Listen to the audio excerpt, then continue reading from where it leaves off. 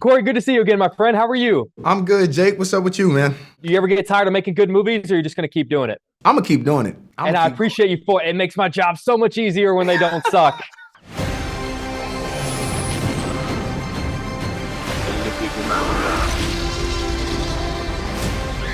Where we're going, we don't need roads. In the same way that people, I feel like, have their James Bond, the one that they grew up with, I think to a degree, we as movie fans, we also have like our own Dracula, the one that we grew up associating, the actor we grew up associating with the character. So for That's right. you, of all the countless actors who have played Dracula, who was growing up the guy you associated with that character? William Marshall. Oh, William tell me Marshall. more. William Marshall played in a little film in 1972 called Blackula.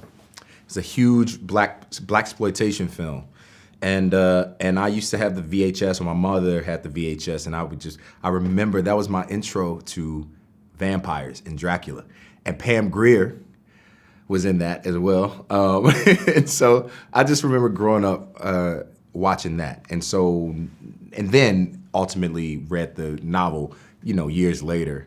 But that was my intro into it. And I have to say it was a hell of a piece, a hell of a film about Dracula, man. I really enjoyed it. Like it opened my eyes. And William was such a great Shakespearean actor as well too. So it was cool. Love that movie. Tell that kid watching that film on VHS that he'd get to meet Dracula one day. What would he say? Come on, bro. Like, be like, come on, man. Yeah, come Like, on. he'd be like, just keep watching the movie. Yeah, Keep watching the VHS. Yeah, fair yeah, enough.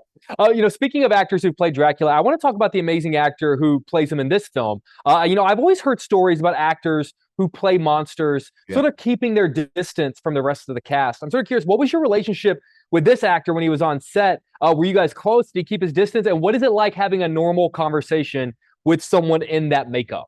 Yeah, so we were literally we would be Javier is incredible. He's played some iconic characters like this, monsters. He's this incredible physical actor as well.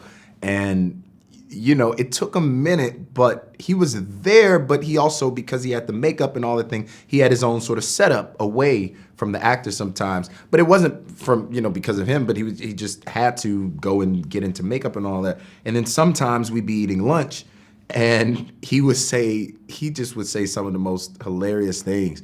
And we'd all start cracking up because he's sitting there in his Dracula costume with the eyes poked out because he has to see, but when they're in, he can't see anything. So he's walking around. But he's a legend. He's a class act. And we had a great time shooting in Berlin and Malta. What was the strangest, most surreal thing you heard come out of his mouth whenever he was in the full blown Dracula makeup? Well, most of it was Spanish, which I'm not too fluent with. But when he, but he would I don't know, man. He just give us just the craziest. He'd just say something about the food or something like that, and I just bust out laughing. Or he'd ask a question, and he realized we couldn't understand because his mask is on. So he's like, and I'm like, no one's like, everyone's like, what are you talking about? But he's just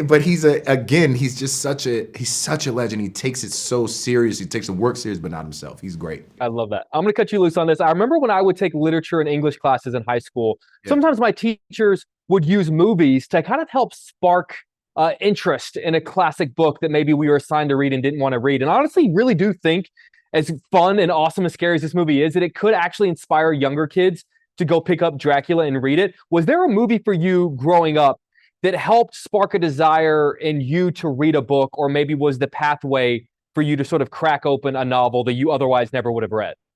Oh man, I mean, there's a few. I mean, I'm a big, Shakespeare literary nerd and all of that as well.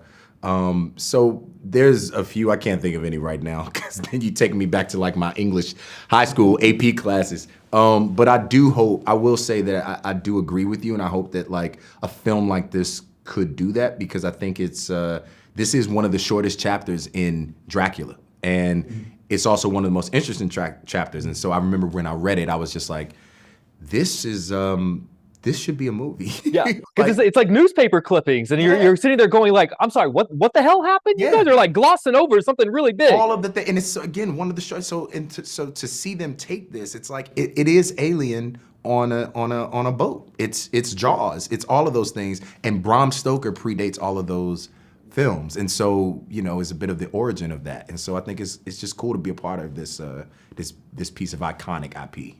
I love that so much, dude. I love this movie so much. You're so good in this, and you and I have spoken a lot of times, but your accent is so good in this that I paused and went, has he had an accent the whole time? And I didn't even realize, like, you and I have met, and it made me question your accent. That's how good in this you are. Thank you, man. So congratulations, man, and thank you for always fitting me in your schedule and being so kind. I appreciate you. I appreciate it. It's good to see you, man. Good to see you, man. Be well. Talk to you soon. Peace. Bye, guys.